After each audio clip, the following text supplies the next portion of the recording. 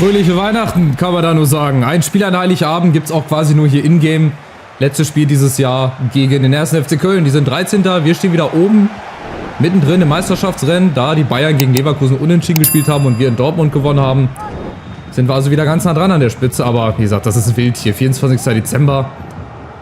Vormittags noch spielen, weißt du, oder am Nachmittag. Oder quasi, nee, ich glaube, das Spiel ist um 20:30 Uhr hier, 8:30. Weißt du, bist du gerade fertig mit Bescherung, mit traditionellem Kartoffelsalat essen, musst noch mal ran.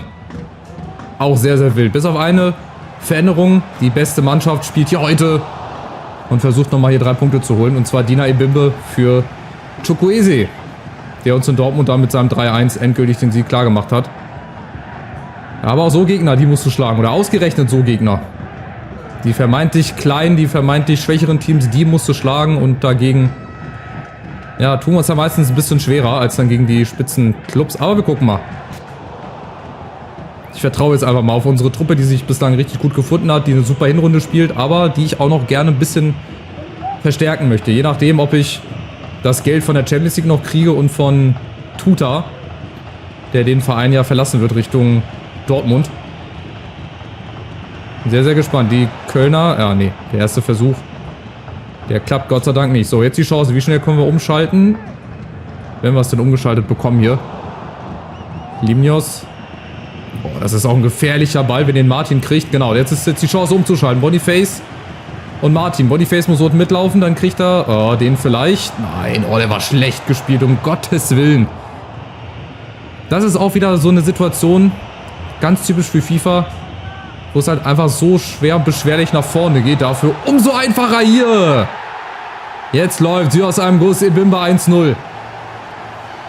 Aber der Angriff davor, den hätte ich auch liebend gerne so ausgespielt. Einfach Ball hinter die Abwehr in die Tiefe und dann wäre Boniface durchgelaufen. So müssen wir das ein bisschen komplizierter machen. Und zwar so über Mamouche. Zack, Ebimbe ist frei. Und aus 11 Meter dann vorbei ins Tor.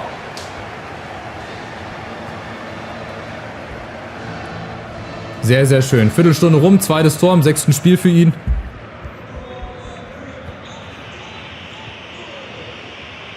Sehr schön.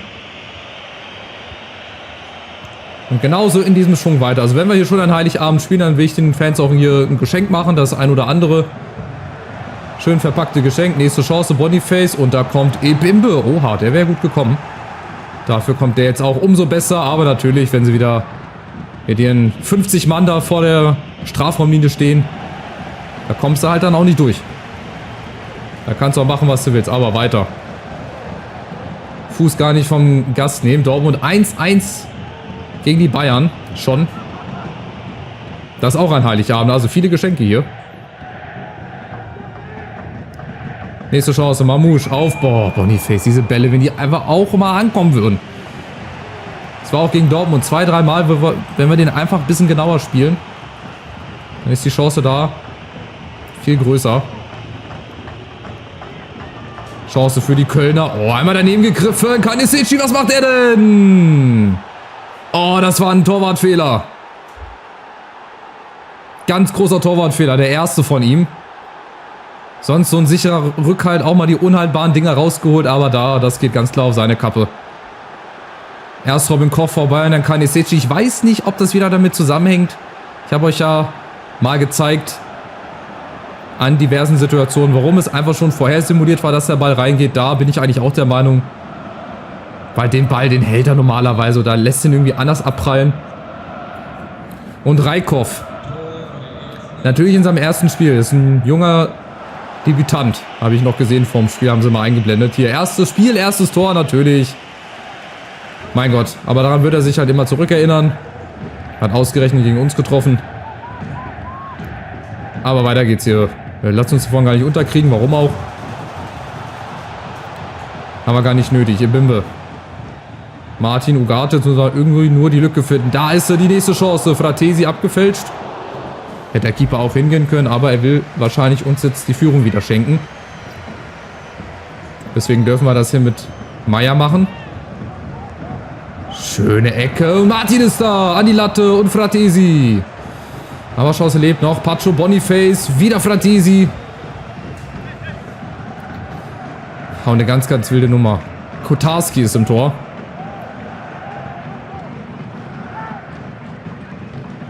Nur weiterhin ruhig Blut. Also jetzt hier gar nicht überheblich oder irgendwie ganz schnell nach vorne und irgendwie planlos hinten verteidigen. Wir kriegen noch ein paar Chancen. Also das waren ja nicht die letzten. Aber aufgepasst, da ist er wieder. Raikov. Oh, wieder gut und schnell gespielt. Und Kalisic. Weißt du, den hält er. Der etwas schwieriger war, den hält er dann. Aber vorher, den vor dem 1-1, den lässt er dann abprallen. Ich schleiche mich mal weg. Mit der Idee und mit der Hoffnung, dass wir den irgendwie kriegen. Aber Köln kriegt die nächste Chance. Um Gottes Willen, ey. Weißt du, auch schön. Da, wo gerade noch Ebimbe gestanden hat, da geht dann der Ball hin. Und der knallt dann Gott sei Dank gegen den Pfosten. So, nächste Chance. Boniface wird da umgegrätscht. Oh, das ist nicht mal Vorteil. Hallo? Das ist nicht mal Vorteil. Sonst lässt er auch Vorteil laufen. Beziehungsweise zeigt immer Vorteil an bei jeder Aktion. Siehst du da auch gerade schon wieder? Warum auch immer. Und das Pressing funktioniert. Ja, und es ist auch kein Foul und Boniface jetzt alleine gegen Luca Kilian. Boniface, eine Ballrolle und dann rein damit, aber schneller. Der braucht wieder so lange, ey, das ist Wahnsinn. Wahnsinn, wie lange der braucht. Boniface, Meier. Und jetzt einmal zurückgelegt. Ugarte in der Mitte. Der da einläuft, das gibt's nicht, ey. Wahnsinn. Was wir uns hier wieder für Chancen rausspielen, das darfst du keinem erzählen. Ebimbe, nächste Chance. Gut freigespielt. Und wieder fehlen nur Zentimeter. Oder halt ein Chukwueze, der da vielleicht ein bisschen mehr draus gemacht hätte. Aber genau so müssen wir weiterspielen. Dann fällt das Tor. Irgendwann, folgerichtig. Oder es ist halt heute wieder so ein Spiel, wo wir noch 10 Stunden spielen können und wir nicht treffen. Beziehungsweise ein zweites Mal nicht treffen. Das wäre halt echt ein bisschen bitter. Boniface, nächste Chance. Erstmal abgeblockt, aber da kommt Fratesi, der auch wieder abgeblockt wird. Ey, das ist Wahnsinn. Jetzt reicht's. Jetzt werde ich den Ball reinpressen. Ins Tor, wenn es sein muss. Oh Gott, Boniface. Was war das denn da gerade nochmal für eine Aktion? Tja, wir müssen so weiterspielen. Ich weiß gar nicht, was ich dazu noch sagen soll. Das ist heute auch ein sehr, sehr dominantes Spiel. 11:4 Schüsse. Uns fehlt halt das zweite Tor. Ich glaube, ein Chukwueze... Ach Quatsch, was mache ich denn hier? Ein Chukwueze habe ich, glaube ich, gar nicht mitgenommen, oder? Nee. Dann vielleicht mal Haraldsson. Für Ebimbe, der hat ja sein Tor gemacht. Vorne, das würde ich so lassen. Es ist halt heute mal wieder ein bisschen anstrengenderes Spiel, wo wir halt auch ein bisschen geduldig sein müssen. Irgendwann wird das zweite Tor fallen, hoffe ich, gehe ich von aus. Aber die Kölner sind halt auch für ein zweites Tor immer gut. Umwon Sang.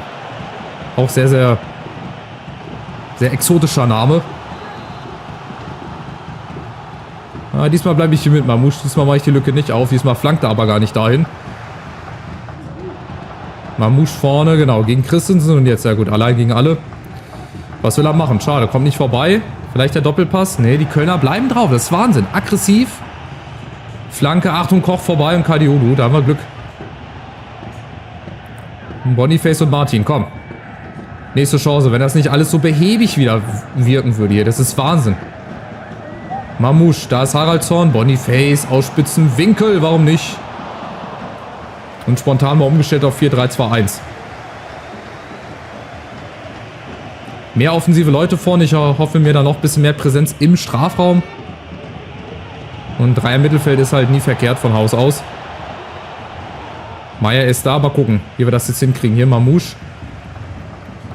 Auf Martin und Boniface. Ne, da ist Martin, das war vorher Ugarte. Martin jetzt mit der Chance. Und das macht er jetzt alleine. Martin! Jawohl! Die erneute Führung, 57. Und es zahlt sich aus irgendwann. Müssen halt heute ein bisschen mehr dafür arbeiten. Martin, wie gesagt, auch für mich Spieler der Saison, Spieler der Hinrunde bislang. Und dann ins lange Eck, rechts, links. Der ist halt unglaublich flexibel und vielseitig vorne in der Offensive. Und fürs Torverhältnis wäre es auch gar nicht verkehrt, wenn wir vielleicht noch ein paar Tore machen, je nachdem, wie es die Kölner zulassen. Jetzt gibt es vielleicht gleich den Doppelschlag. Mamouche mit der nächsten Chance! Und das nächste Tor. Innerhalb von 2 Minuten knipsen wir jetzt hier die Lichter aus vielleicht für die Kölner. Das haben wir auch einfach mal gebraucht. So 2 Tore direkt hintereinander innerhalb von 2-3 Minuten. Vorlage Boniface, zack, dann einmal rübergelegt und dann trifft er den natürlich sensationell perfekt in den Winkel. Schönes Tor. Von Mamouche, der sich ja erst beschwert hat, obwohl er gar nicht gespielt hat. Ja, er möge doch mal auf die Rotation oder wir müssen auf die Rotation ein bisschen Acht geben, dass er sich erholen kann. Hat er doch. Extra dafür heute. Ja, und spontan hier die Formationsumstellung. Guck mal, geht doch... Hä? Foul? Ja gut, muss ich nicht verstehen. Egal, Fehlpass ist da. Einmal die Formation umgestellt und ihr seht, die Kölner, die kommen jetzt quasi gar nicht mehr hinten raus. Die werden so zugepresst. Nächstes Beispiel. Boniface rübergelegt. Haraldsson, das muss das nächste Tor sein. Oh weia. Jetzt geht's den Bach runter für die Kölner. Oder den Rhein mehr oder weniger. Jetzt geht's den Rhein runter. Der Greedy vor der Fankurve. Aber ihr seht, diese 4-3-2-1-Formation, wenn man die richtig spielt und wenn die auch so klappt, wie sie klappen soll, dann ist das vorne eine absolute Pressing-Waffe. Und wo der Keeper hin wollte, weiß ich jetzt auch nicht. Den Ball hätte ich dann auch vielleicht noch im Tor untergebracht. So, also innerhalb von nicht mal 10 Minuten machen wir hier 3 Tore und somit die Entscheidung. Also 4-1, das ist schon Wahnsinn für die Kölner.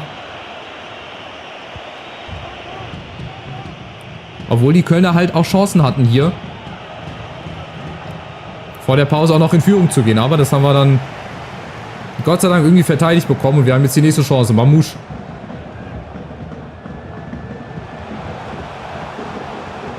Gegen Jeff Chabot, der ja leider nicht zu Frankfurt kommt. Den hatte die Eintracht eventuell auch auf der Liste. Der wird jetzt zum VfB Stuttgart oder ist zum VfB Stuttgart gewechselt.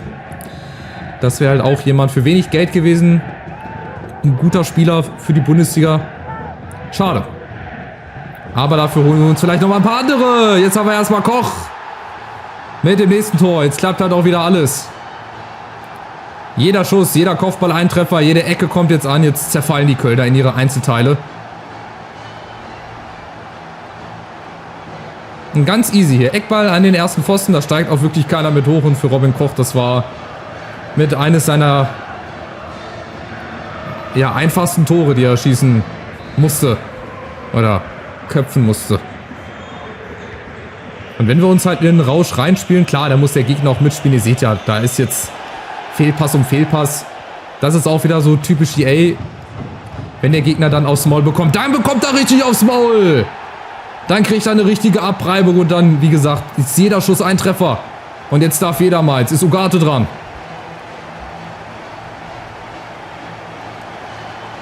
Also ihr seht sofort, Balleroberung, das ist wie im Training und dann der Schuss satt getroffen. Ein Abseits von Boniface, der steht zwar da in der Schusslinie, aber den kannst du nicht halten. Was für eine Explosion in Halbzeit 2. Also ich hätte damit wirklich nicht gerechnet. Ich habe mir gehofft durch dieses 4-3-2-1, dass wir halt ein paar mehr Chancen kriegen und dann auch ein paar mehr Tore schießen, aber dass es dann halt bislang 6 Tore werden, das ist schön. Weißt du, wenn wir schon an Heiligabend spielen, dann soll sich das auch lohnen. Dann will ich hier nicht für 2-3 Tore die Stadiontore öffnen. Dann muss auch mal ein halbes Dutzend mit dabei sein. Warum nicht? Nächster Eckball. Meier geht mit hoch und es ist ja auch noch nicht vorbei. Martin und oben wartet Haraldsson gegen Won Sang. Die Kölner auch nochmal über Meiner, über Calvert-Lewin. Vielleicht die Kölner nochmal mit einer Chance. Ne, da sind wir dazwischen. Und die nächste Chance. Es wird schnell umgeschaltet. Durchs 4-3-2-1 sind direkt 2-3 Leute auf jeden Fall immer vorne. Haraldsson mit Boniface. Der einmal durch und dann rein ins Glück. Nee. Noch kein 7. Tor. Aber vielleicht jetzt über Fratesi. Auch wieder ein schöner Eckball. Boniface. Nee, okay. Es geht doch nicht jeder Ball rein, aber im Prinzip hatten wir jetzt mal eine Phase so zwischen der 50. und 70. Minute, wo halt jeder Schuss ein Treffer war. Und das Ergebnis dann halt dementsprechend aussieht. Haraldsson, Mamouche, Spiel ist noch nicht vorbei. Ich muss auf jedes Tor hier gehen. Ich glaube, die Bayern sind im Torverhältnis nämlich ein bisschen besser als wir. Von daher zählt hier jedes Tor. Ugarte will den Ball haben, hat Zeit. Und wird dann zur Abwechslung abgeblockt. Ja, 6-1 ist auch ein gutes Ergebnis, aber wenn die Kölner uns hier zum Tore schießen einladen, warum nicht? Dann machen wir halt noch ein Tor. Mamouche, ganz easy peasy. Und schön direkt gespielt. Und das 7-1. 7-1. Also das hatten wir auch zuletzt in der letzten Saison bei Helsinki. Da haben wir, glaube ich, 9-0 gewonnen. In der Conference League 8 oder 9-0. Und jetzt das 7-1. Ich glaube, das ist dann auch genug. Ja, aber wie gesagt, wenn uns das so einfach gemacht wird, wenn ich das leicht ausspielen kann, dann mache ich es. Ich nehme mir jedes Tor mit. Was ich schießen kann, das ist sehr, sehr wichtig, besonders dann am Ende. Aber das ist natürlich heftig. 7-1, jeder Schuss ein Treffer. Aber ihr seht, die Kölner überhaupt gar keine Gegenwehr. Direkter Fehlpass nach dem Anstoß. Um Gottes Willen, das wird ja noch bitterer. Um Gottes Willen werden die hier geschlachtet. Aber gut, sind selber schuld. Ich meine, wer so hinten verteidigt oder auch nicht verteidigt, wer uns die Lücken gibt, die wissen gar nicht mehr wohin. Also das ist Horror. Das ist der größte Albtraum für die Kölner. Ich glaube, so haben sie noch nicht verloren in der Saison. Würde mich sehr wundern, wenn hier irgendeine Mannschaft 8 Tore macht, außer wir. Müssen wir uns nochmal auf der Zunge gleich zergehen lassen. Also Mamouche hat getroffen, Martin Boniface, glaube ich, hat auch getroffen. Ugarte hat getroffen. Da ist natürlich dieses eine Tor der Kölner so ergebnismäßig, sieht es halt auch ein bisschen scheiße aus. Ne? Also so ein 8-0 wäre halt schon ein bisschen schöner, aber wann schieße ich schon mal 8 Tore, oder? Achtung, Köln nochmal, vielleicht mit dem zweiten Tor. Und wahrscheinlich nochmal mit der letzten Ecke. Jetzt riskiere ich es mal mit Mamouche. Ich glaube, das Ding werden wir nicht mehr verlieren. Vielleicht kriegen wir ja nochmal eine Chance. Achtung, die Kölner. Guardiolo, Koch. Oh, jetzt gibt es nochmal ein bisschen Ping-Pong. Achtung, Kaniseci. Darf auch nochmal ein bisschen Blödsinn hier machen. Und dann ist es geschafft für die Kölner, muss man sagen. Also eine furiose zweite Halbzeit. Besonders so ab Minute 50, 55. Dann ging es los. Zack, zack, zack. Im 5-Minuten-Takt quasi die Tore. Und dann am Ende und unterm Strich stehen halt 8 Tore. Schönes Spiel zum Jahresabschluss. Und somit können wir dann ins neue Jahr auch reinstarten. Und 22 Schüsse am Ende, das ist halt auch selten bei uns. Bayern gewinnt leider gegen Dortmund, das heißt, die halten den 3 Punkte Abstand, aber es sind halt nur 3 Punkte. Das ist das Ding. Wir haben jetzt das bessere Torverhältnis, natürlich durch dieses 8-1. Also das ist once in a lifetime, oder? Das ist so once in a season Spiel, wenn man so möchte. So oft wirst du das nicht haben. Vielleicht doch, mal gucken. Wenn es dann gegen die anderen Mannschaften geht, die unten drin stehen, ich garantiere halt für nichts, ne? Wenn wir gegen, weiß ich nicht, Paderborn zu Hause spielen oder Augsburg, Bochum, ob das genauso läuft oder nicht, ich weiß es nicht, keine Ahnung. Auf jeden Fall haben wir eine gute Hinrunde gespielt. Wir sind oben mit dabei. Wir können sogar dann im nächsten Jahr, 16. Januar, vorlegen gegen die Bayern, gegen Union, die halt auch mitten dabei sind im Kampf um die Meisterschaft. Völlig kurios. Aber gut, wir starten jetzt mal ins neue Jahr rein. Ich gucke mal, ob wir dann das Geld kriegen für Tuta, der jetzt, glaube ich, den Verein verlässt. Genau, das müsste, ja, die Sequenz sein. Oh je, wie traurig, ein Trauerfall. Schwarze Krawatte dafür extra angezogen. So, also wir müssen jetzt das Geld auch haben für Tuta. Ich gucke gerade mal hier rein. Wo sind meine Finanzen? 42 Millionen, damit kannst du dann natürlich arbeiten. Und ich glaube auch, das Geld von der Champions League ist jetzt drauf. So habe ich das jetzt verstanden. Monatsbericht Jugendmannschaft, die werden es wahrscheinlich nicht schaffen, aber das ist jetzt halt die Möglichkeit, nochmal nachzulegen. Vielleicht 1, 2 Spieler, die halt auch nur eine 80 haben, die dann aber auch mal reingeworfen werden können. Ich werde mich mal umgucken auf dem Transfermarkt. Wir werden dann auf jeden Fall nochmal ein bisschen qualitativ aufstocken. Vielleicht auch nochmal, gut, einen zweiten Keeper brauche ich nicht. Ich wechsle so selten, beziehungsweise gar nicht den Keeper. Innenverteidiger haben wir mit Nagano und Amende. Rechtsverteidiger vielleicht nochmal ein Ersatz. Da könnte auch Ibimbe zur Not spielen, aber der spielt ja sonst immer rechtes Mittelfeld. Dann haben wir für die linke Seite einen Kunku und dann auch Ibimbe im schlimmsten Fall. Vorne haben wir Chaibi Haraldsson. Larsson, ein Mittelfeldspieler, wäre natürlich auch mal geil. Da haben wir auch Ersatz und da auch. Und rechte Seite auch. Also im Prinzip so ein zentral defensiver Mittelfeldspieler und ein Rechtsverteidiger. Und dann haben wir, glaube ich, einen ganz runden Kader für die zweite Hälfte der Saison. Also, macht's gut, seid gespannt, wen ich verpflichte. Wenn ihr das dann im nächsten Part erfahren wollt, bleibt natürlich dran. Kostenloses Abo und einen Daumen nach oben. Macht's gut. Wir sehen uns. Ciao, ciao.